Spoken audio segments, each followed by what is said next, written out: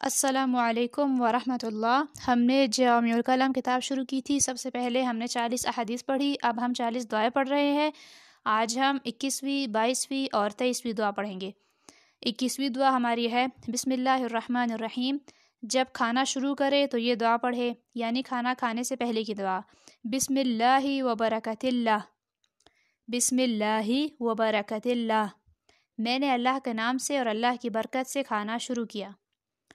22ویں دعا ہماری ہے شروع میں بسم اللہ کہنا بھول گیا تو یاد آنے پر یہ پڑھے، یعنی آپ نے کھانا شروع کر لیا اور آپ نے شروع میں کھانا کھانے کی دعا نہیں پڑھی تو آپ کو بیچ میں یاد آیا تو آپ یہ دعا پڑھیں بسم اللہ اولہ و آخرہ، بسم اللہ اولہ و آخرہ، میں نے اس کے اول اور آخر میں اللہ کا نام لیا۔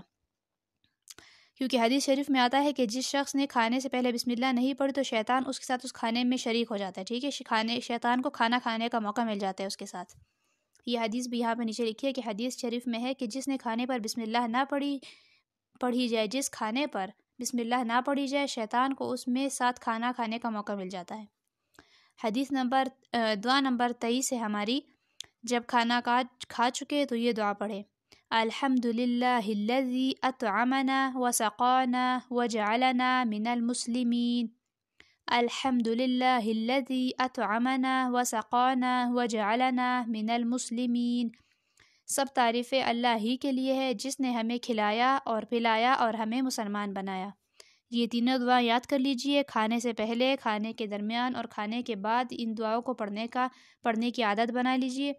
انشاءاللہ آپ کے کھانے میں بھی برکت ہوگی اور دنیا اور آخرت کے بہت سے فوائد ان دعاؤں کو پڑھنے سے انشاءاللہ حاصل ہوں گے ہمیں۔